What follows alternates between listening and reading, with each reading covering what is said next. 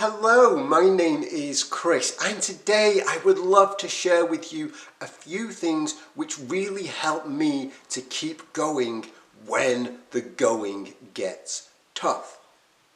For the sake of this video, I'm going to be referring to the example of quitting smoking and how to keep on that quit even when it seems really difficult, if not impossible.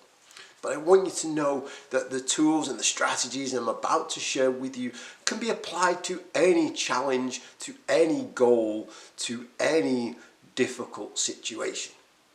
I quit smoking over 3 years ago now, and what I'm about to share with you worked for me then and continues to work for me to this day.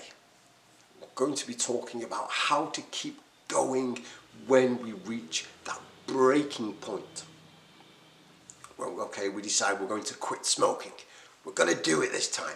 We're really super excited about it and we're so enthusiastic about the quit. It's like, yeah, I'm going to do it and nothing can stop me. Our enthusiasm level is like up here. But then as the days go on, our level of enthusiasm starts to wane, starts to decrease, and the intensity and the level of difficulty of the goal ahead increases. It gets harder and harder and we get less and less enthusiastic about it, and then we hit breaking point. It's like, oh my goodness, this is too much, this is too hard, this is too difficult, screw it, I can't do it. But you can do it. And you over there can do it, and you over there can do it, and I can do it. We can all do it. And I know this for a fact, because at some point in our lives, all of us faced something which was the most difficult thing we had ever been through. And we survived that. I'm not saying that quitting smoking is going to be the hardest thing you ever do, but at some point before quitting smoking, something was the hardest thing that you ever had to do, and you got through it. So if you can get through that, you can absolutely get through this. Most of the point, we owe it to ourselves to do so. We owe it to ourselves to keep going when the going gets tough. If we're quitting smoking, then that means that for a long time, possibly for years, we were polluting ourselves, we were choking, poisoning ourselves, we were decreasing our life expectancy whilst increasing our risk of some horrible disease. And you and I, we all both deserve better than that. So we owe it to ourselves to correct course now and treat ourselves the way we deserve to be treated. Which is all well and good me saying that. But I know you're like, but Chris, this is so hard and I just don't feel like I can keep going any longer. How do you do it? These are a few things that I used to keep going when I got to that point. The first thing is to focus only on the next decision that we have to make. Quite often that decision is whether we push on and tough it out, or whether we say screw it, I can't do it, and light up a cigarette. That decision is always on us.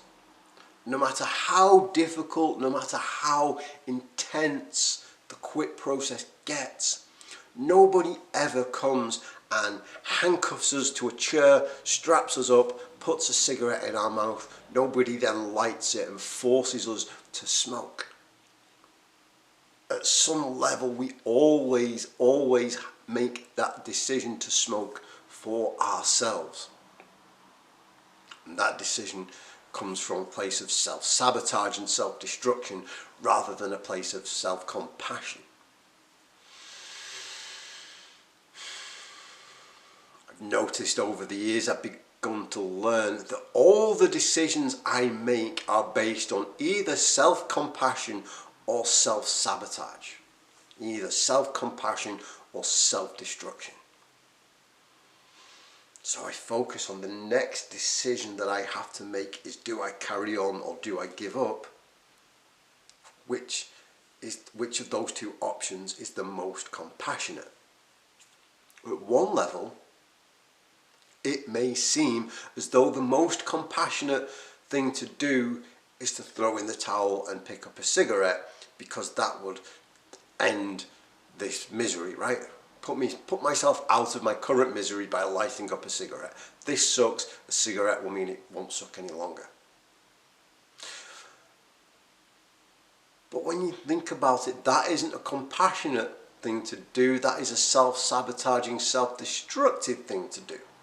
Because it wasn't that long ago that we were so excited about this quit that we really made our minds up that we were determined to do it.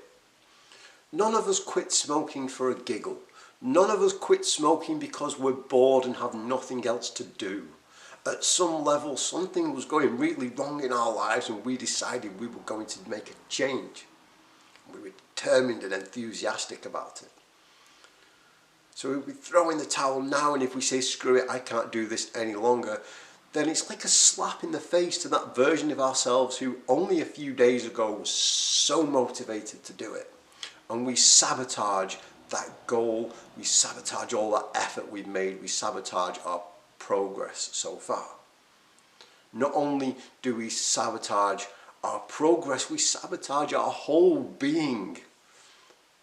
We go back to polluting and choking and destroying ourselves from within. Whereas the compassionate thing to do, the compassionate decision to make, is to say, yeah, this sucks, like this really sucks, but I owe it to myself to see this through. So no matter how bad it gets, I am going to keep going. And all I have to do is do this journey one day, one step, one decision at a time.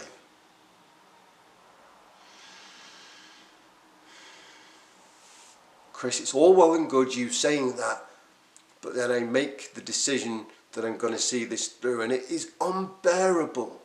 I don't know how much longer I can keep making these good decisions to stay the course. I don't know how much longer I can stick through this because it's so unbearable. Unbearable? Unbearable. So what do I do? Try this. Try really feeling and really visualizing your reasons for quitting. We all have our reasons for quitting smoking or pursuing whatever goal we are pursuing. But I have found it is not enough to simply know what those reasons are. If I'm going to use those reasons to motivate me and to keep me enthusiastic even when the going gets tough, then I have to feel those reasons and I have to see those reasons big, bright and vividly. Logically, I know that if I quit smoking, I'll have more money. Logically, I know that if I continue to smoke, my health will get worse. But when I'm in that moment, when I'm forced to question whether I can still do it, when I'm in that moment of, oh my goodness, I can't do this anymore, logic goes out the window. I'm not coming from a place of logic. I'm not coming from the cognitive thinking part of my brain. I am coming from feeling. It is a feeling of, desperation, intensity. It is a feeling of anguish. Oh my goodness, I can't do this. I have never been able to combat feeling with logic. If I want to combat this feeling, if I can't do it, I need to use a feeling of, well, I should do it because so much good stuff is going to come my way.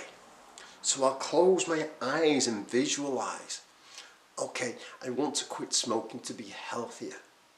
So what will a healthier version of Chris look like? How will I feel when I am my ideal, healthy, happy self? If I'm quitting smoking to save money, how will it feel? What will I see? What will I experience when I have all that extra money? Really visualize it and make it big, bright vivid picture in my mind. And when I have that picture and I really feel what it feels like, it gets that enthusiasm, okay? That enthusiasm that we talked about earlier that really got depleted, it starts to push that enthusiasm back up. There is an exercise in my book, Quit Smoking and Be Happy, called This Is Who I Really Am. And that exercise, if you have the book, will really help with this visualization process. If you don't have the book, there is a free download on my website. If you go to chrisscoyles.com/downloads and you find the exercise there, This Is Who I Really Am. Download that or stream it on the website and I will talk you through this visualization process. Speaking of visualizations, another thing that I find really helpful to keep me going when the going gets oh so tough is to reframe the way that I perceive the situation.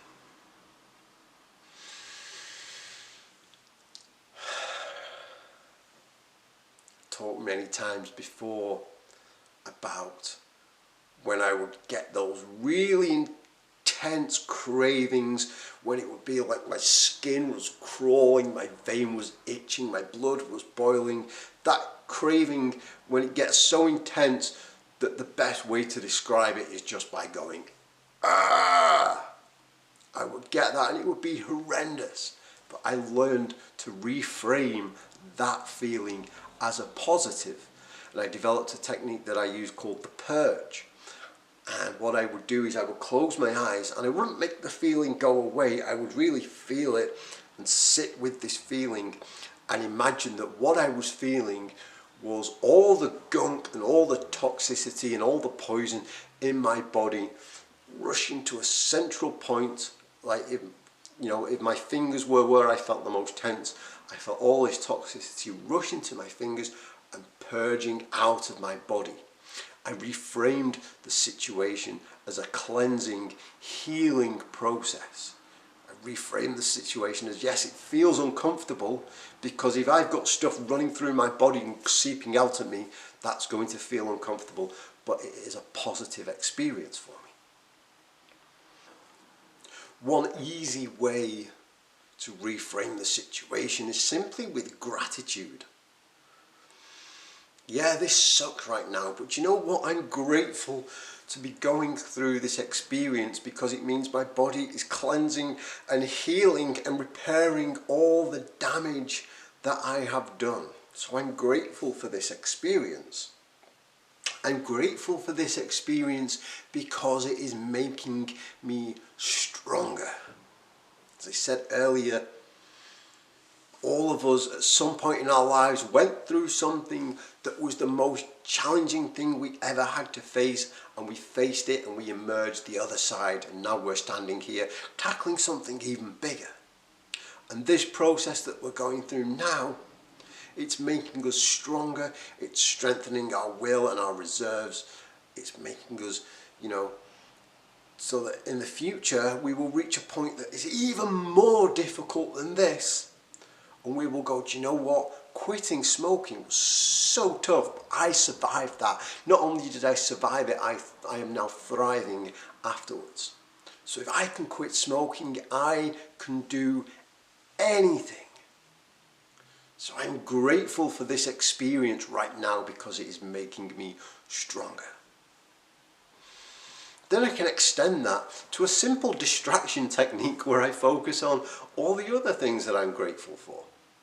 You know what? I'm grateful for the support of the wonderful people in the Finding Freedom Facebook support group, facebook.com/groups/Finding Freedom 1. I'm grateful for sharing this journey with so many people. I'm grateful to the person I was a few days ago for stocking up on all the fresh fruit and vegetables and water and all the good stuff that I need to get me through this process.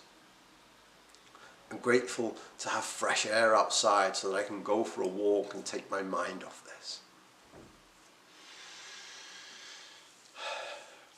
taking our mind off it, taking a step out of the fight is the last thing, well, it's not the last thing, but it's the last thing that I'm going to mention in this video at least, is to just step away for a moment, right?